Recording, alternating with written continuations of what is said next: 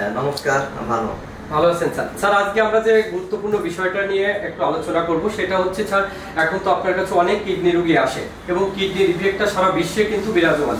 অতএব আপনি যদি একটু সংক্ষেপে আমাদের বলেন যে কিডনি রোগের কি খাবারগুলো খাওয়া যাবে এবং কি খাবারগুলো খাওয়া যাবে না।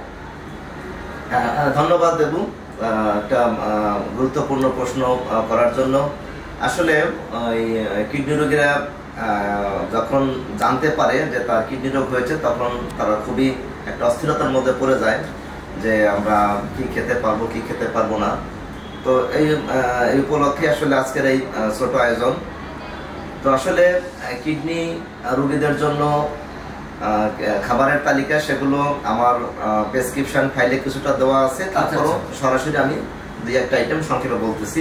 Okay sir. এখন কিডনি রোগের মেইন কারণ কিন্তু ডায়াবেটিস এবং উচ্চ রক্তচাপ। জি স্যার, এটা আপনারা জানেন। এখন ডায়াবেটিস রোগীদের খাবারের তালিকা আলাদা আছে, ডায়াবেটিস বইয়ের সাথে আছে। মেইনলি এখানে কার্বোহাইড্রেট খাবারটা পরিহার করতে হবে ডায়াবেটিসের জন্য, এটা আপনারা জানেন। আর ডায়াবেটিসের কিডনি রোগের আরেকটা অন্যতম কারণ হচ্ছে উচ্চ রক্তচাপ। জি স্যার, উচ্চ রক্তচাপের জন্য হচ্ছে লবণটা নিষেধ করতে হবে।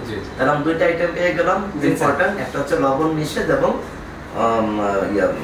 সুগার জাতীয় খাবার কম খেতে হবে। জি স্যার।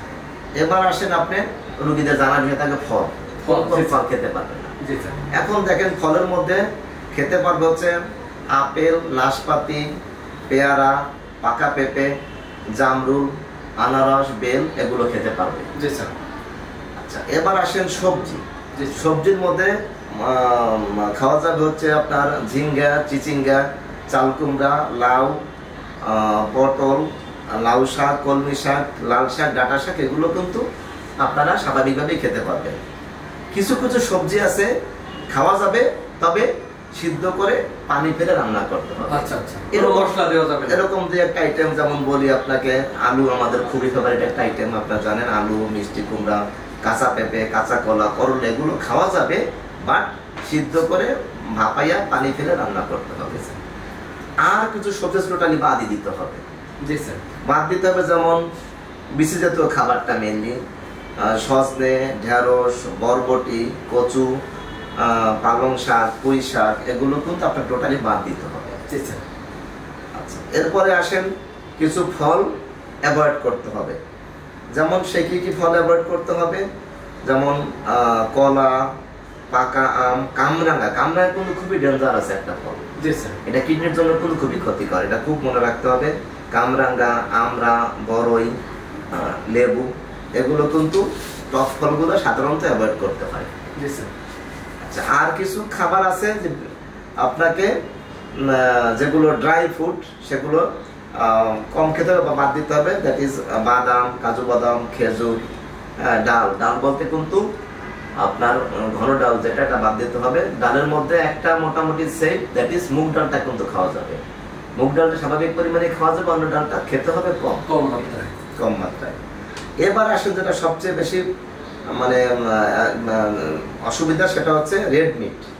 রেড মিট যেমন গরুর মাংস, খাসি, কলিজা, মগজ, সামুদ্রিক মাছ, চিংড়ি মাছ, এগুলো কিন্তু আপনাকে অ্যাভয়েড করতে হবে। কারণ কি? কারণ হচ্ছে যে এটা ইউরিক অ্যাসিডটা বাড়ে। কিডনি রোগীদের ইউরিক অ্যাসিড বাড়ার টেন্ডেন্সি থাকে, প্রবণতা থাকে ইউরিক অ্যাসিড বাড়ার, এবং ইউরিক অ্যাসিড বাড়লে কিন্তু আপনার বাত ব্যথাটা বেড়ে যায়। যার জন্য এই ইউরিক অ্যাসিড যাতে না বাড়ে সেজন্য আপনাকে এইগুলো বাদ দিতে হবে। গরুর মাংস, হাঁসের মাংস, কলিজা, মগজ, মাছের ডিম, চিংড়ি মাছ, এগুলো বাদ দিতে হবে।